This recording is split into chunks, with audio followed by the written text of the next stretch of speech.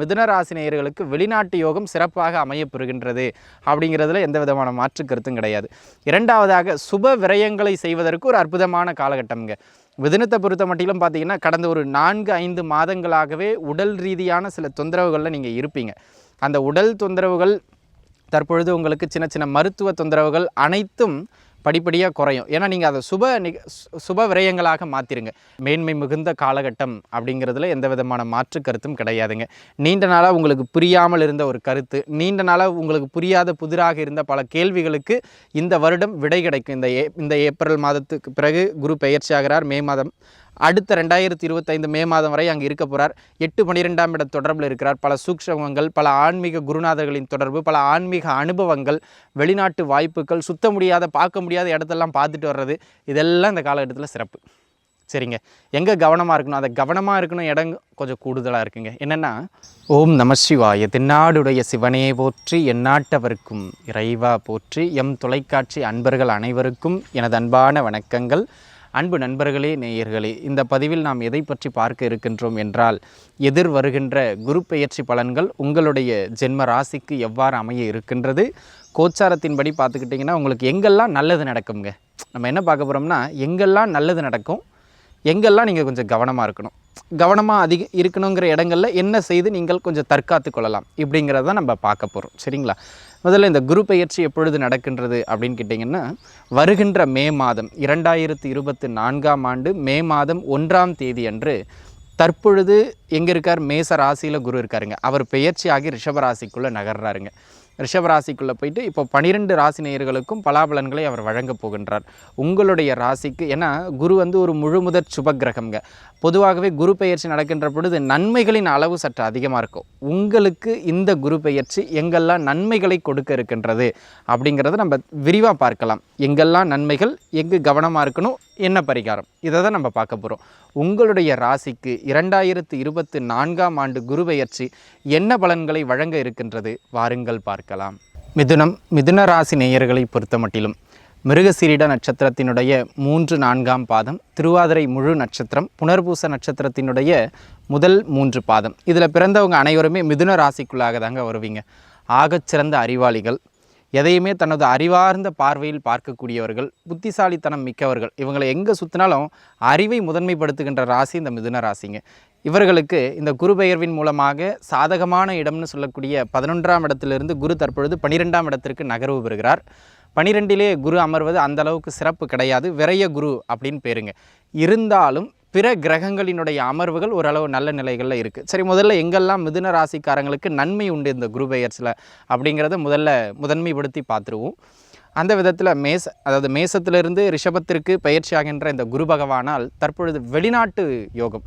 யாரெல்லாம் நிறைய பேர் படிச்சிங்கன்னா நம்ம ஊரில் தான் படிப்பாங்க, கவர்மெண்ட் ஸ்கூலில் தான் படிப்பாங்க, படிப்பு எல்லாம் இங்கே வேணும், ஆனால் பணம் சம்பாதிக்கிறது, சர்வீஸ் பண்ணுறது வெளிநாட்டுக்கு பண்ணணும் அப்படிங்கிற ஒரு முயற்சியில் இருக்கின்ற நண்பர்களுக்கு வெளிநாட்டு வாய்ப்புகள் கிடைக்கின்ற ஒரு ஆகச்சிறந்த காலகட்டம்.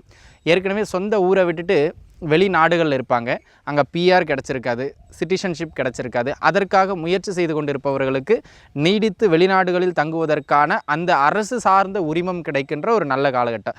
ஆக மொத்தத்தில் மிதுன ராசி நேயர்களுக்கு வெளிநாட்டு யோகம் சிறப்பாக அமையப்பெறுகின்றது அப்படிங்கிறதுல எந்த விதமான மாற்று கருத்தும் கிடையாது.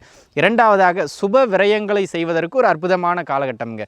மிதுனத்தை பொறுத்த மட்டிலும் பார்த்தீங்கன்னா கடந்த ஒரு 4-5 மாதங்களாகவே உடல் ரீதியான சில தொந்தரவுகளில் நீங்கள் இருப்பீங்க.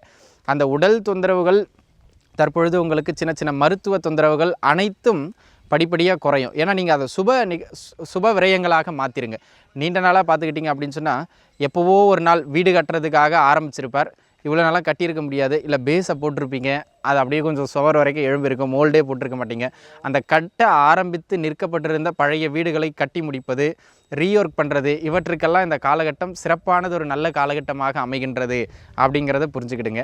அதேபோல் தொழில் சார்ந்து செய்ய வேண்டிய முதலீடுகள் அல்லது தொழிலில் இருக்கக்கூடிய எக்யூப்மெண்ட்ஸ், சிலர் இந்த பொருள்லாம் மாற்றணும், இந்த மிஷின்லாம் மாற்றணும் அப்படின்னு நினச்சிக்கிட்டு இருந்திருப்பீங்களே, அவங்க தொழிலுக்காக முதலீடு, பண முதலீடு இல்லாமல் இருக்கின்ற பொருள் முதலீடுகள், அதாவது ஒரு மிஷின் வாங்கி போடணும், இடத்த கொஞ்சம் விரிவுபடுத்தணும், ஒரு பில்டிங் கட்டணும், இந்த மாதிரியான விஷயங்கள், தொழில் சார்ந்த கட்டடங்கள், தொழில் சார்ந்த மிஷினரிஸ், இவற்றையெல்லாம் வாங்குவதற்கு இது ஆகச்சிறந்த காலகட்டம் அப்படிங்கிறதுல எந்த விதமான மாற்று கருத்தும் கிடையாது. ஆக அன்பு நண்பர்களே, உங்களுக்கு செலவுகள் உண்டு, அந்த செலவுகளை நீங்கள் சுப செலவுகளாக மாற்றிக்கொள்வது உங்களுடைய சாமர்த்தியம் அப்படிங்கிறத நீங்கள் புரிஞ்சுக்கிடணும்.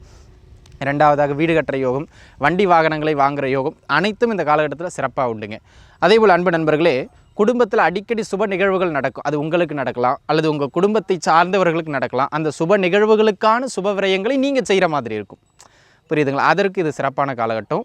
நீண்ட நாளாக வேலை கிடைக்கல அப்படிங்கிற கஷ்டப்பட்டுட்டு இருந்த நண்பர்களுக்கு வேலை வாய்ப்புகள் கிடைக்கின்ற காலகட்டம்.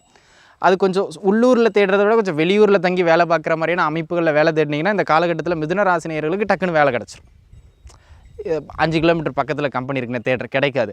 ஒரு 2 மணி நேரம் ட்ராவலில் போய் அங்கே தங்கி தானே வேலை பார்க்கணும், அங்கே தேடுங்க கிடைக்கும். அதேபோல் வெளியூர் வேலை வாய்ப்புகள் சிறப்பாக கிடைக்கும். உத்தியோகத்தில் மாற்றங்கள் வேணும்னு நினச்சிக்கிட்டு இருந்தவங்களுக்கு 10ல் ஏற்கனவே ராகு இருக்கார், இப்போ 10ஆம் அதிபதி 12ல் மறைகிறார். வெளியூர் வேலை வாய்ப்பும் கிடைக்கும். உத்தியோகத்தில் மாற்றங்களை ஏற்படுத்தணும்னு நினச்சிக்கிட்டு இருந்தவங்களுக்கு இந்த காலகட்டம் மாற்றங்கள் கிடைக்கின்ற ஒரு நல்ல காலகட்டம். அந்த விதத்தில் இது மிக சிறப்பான காலகட்டம். இந்த ஆன்மீகம் சார்ந்து பயணங்கள் இருக்கிறவங்க, ஆன்மீகம் சார்ந்து தொலைதூர யாத்திரைகள் போகணும்னு நினைக்கிறவங்க, ஆன்மீக காரியங்களை முன்னெடுத்து நடத்துகிறவங்க, இவங்களுக்கெல்லாம் அது சிறப்பான காலகட்டங்க. பல பேர் கோயில் கட்டுற திருப்பணிகள் ஆரம்பிப்பீங்க. நம்மளால் முடியாதுன்னு நினச்சிக்கிட்டு இருந்த சில காரியங்களை முடிச்சு வைப்பீங்க.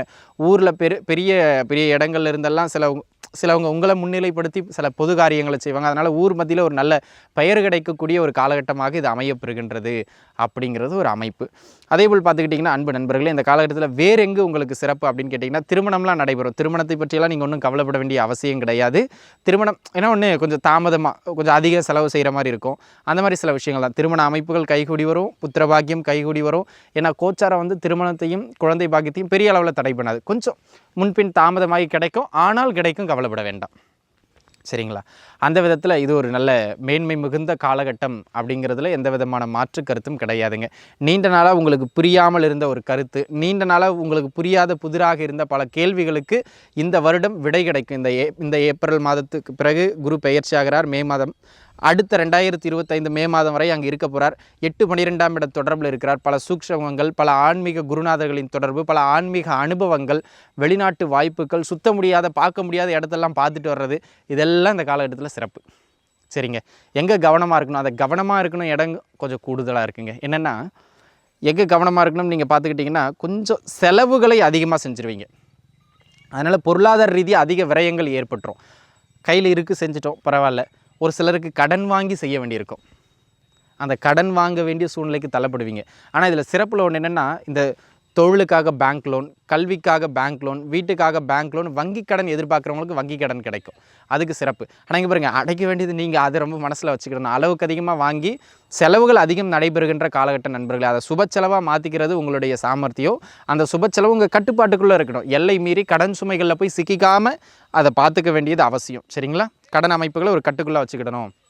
இரண்டாவது, இந்த காலகட்டத்தில் ஆரோக்கியம் மேம்பட்டுரும். ஆனால் அப்பப்போ ஏதாவது ஒரு உடல் சார்ந்த தொந்தரவுகள் வந்துக்கிட்டே இருக்கும் நண்பர்களே. ஹெல்த்தில் அப்பப்போ ஒரு தொந்தரவுகள் எட்டி பார்த்துட்டு போயிட்டே இருக்கும். மருத்துவ செலவுகளை வச்சுக்கிட்டு போயிட்டே இருக்கும்.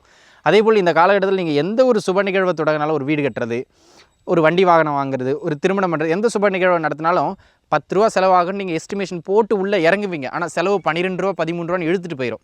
கட்டுக்கடங்காத செலவுகளை ஏற்படுத்தும். ஆக முன்கூட்டியே திட்டமிட்டு செலவுகளில் ஈடுபடுறது சிறப்பு அப்படிங்கிறத நீங்கள் பார்த்துக்கிடணும்.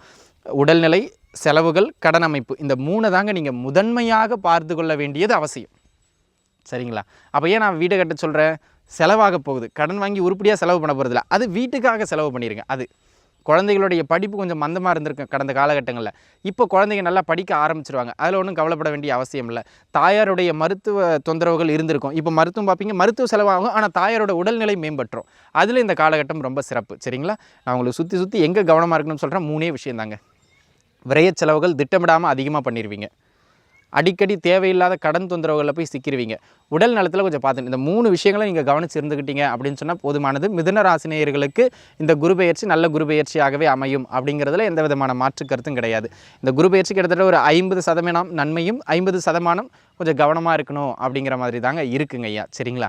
என்ன பரிகாரம் செய்யலாம்? இங்கெல்லாம் பிரச்சனைன்னு சொல்லிட்டேன். அப்போது அளவுக்கு அதிகமாக ஆசைப்பட்டு அதிக செலவு செய்யாமல் கொஞ்சம் இறுக்கி பிடிக்கணும். இந்த காலகட்டத்தில் கொஞ்சம் கஞ்சனாக இருக்கணும்னு நான் சொல்லலை, திட்டமிட்டு செலவுகளை பண்ணணும். ஆக எந்த செயலையும் திட்டமிட்டு செய்வது, முன்கூட்டியே யோசித்து செய்வது பரிகாரமாக அமையும். ஏன் அப்போ தான் போய் சிக்க மாட்டீங்க. ஆக முன்கூட்டியே திட்டமிடல் தலை சிறந்த பரிகாரம். அனைத்து மிதுன ராசி நேயர்களும் நன்றாகவே இருப்பீர்கள். வாழ்த்துக்கள். நன்றி.